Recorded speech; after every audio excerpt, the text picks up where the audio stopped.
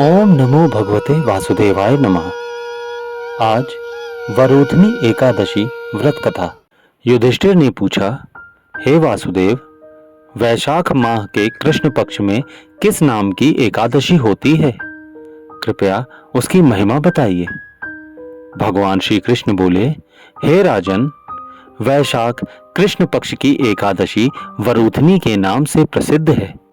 यह इस लोक और परलोक में भी सौभाग्य प्रदान करने वाली है। वरोधनी एकादशी के व्रत से सदा सुख की प्राप्ति और पाप की हानि होती है।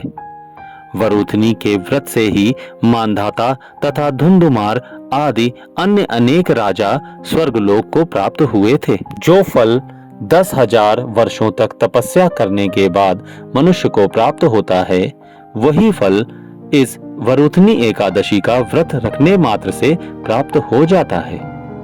हे नृपश्रेष्ठ, घोड़े के दान से हाथी का दान श्रेष्ठ है। भूमि दान उससे भी बड़ा है। भूमि दान से भी अधिक महत्व तिल दान का है।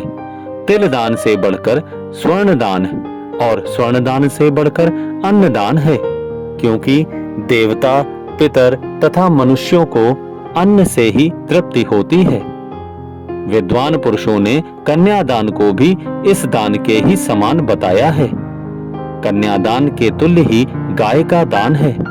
यह साक्षात भगवान का कथन है। इन सब दानों से भी बड़ा विद्या दान है।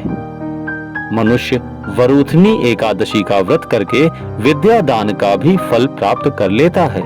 जो लोग पाप से मोहित होकर कन्या के धन से जीविका चलाते हैं, वे लोग पुण्य का क्षय होने पर यात नामक नरक में जाते हैं। अतः सर्वथा प्रयत्न करके कन्या के धन से बचना चाहिए। उसे अपने काम नहीं लाना चाहिए। जो लोग अपनी शक्ति के अनुसार अपनी कन्या को आभूषणों से विभूषित करके पवित्र भाव से कन्या का दान करते हैं, उनके पुण्य की संख्या बताने में चित्रगुप्त भी असमर्थ हैं। वरोधनी एकादशी करके भी मनुष्य उसके समान फल प्राप्त करता है। हे राजन, रात को जागरण करके जो भगवान मधुसूदन का पूजन करते हैं, वे सब पापों से मुक्त हो परम गति को प्राप्त होते हैं। अतः पाप भीरु मनुष्यों को पूर्ण प्रयत्न करके इस एकादशी का व्रत करना चाहिए।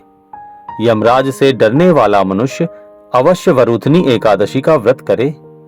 हे राजन, इसके पढ़ने और सुनने से सहस्त्र गौदान का फल मिलता है और मनुष्य सब पापों से मुक्त होकर विष्णु लोक में प्रतिष्ठित होते हैं। वरोधनी एकादशी व्रत कथा।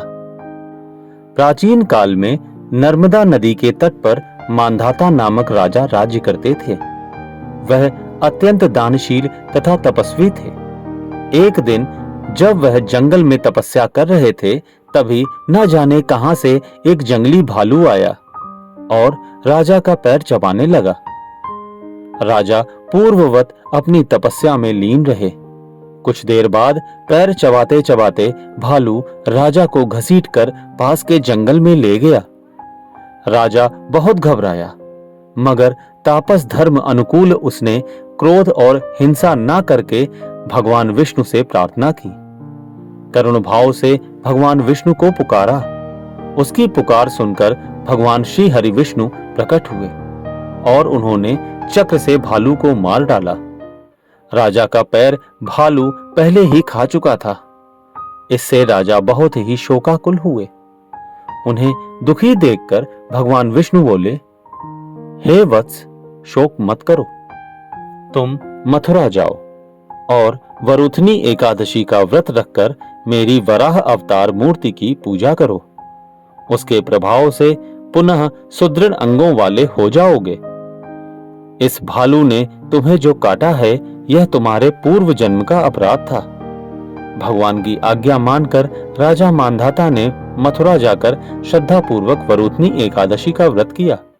इसके प्रभाव से राजा शीघ्र ही पुनः सुंदर और संपूर्ण अंगों वाला हो गया। इसी एकादशी के प्रभाव से राजा मानधाता स्वर्ग गए थे। जो भी व्यक्ति भय से पीड़ित है, उसे वरुथनी एकादशी का व्रत रखकर भगवान विष्णु का स्मरण करना चाहिए। इस व्रत को करने से समस्त पापों का नाश होकर मोक्ष मिलता है। तो बोलिए सब पापों का नाश करने वाली एकादशी माता की जय। तो बोलिए श्री हरि विष्णु जी महाराज की जय। तो बोलिए श्री कृष्ण भगवान की जय।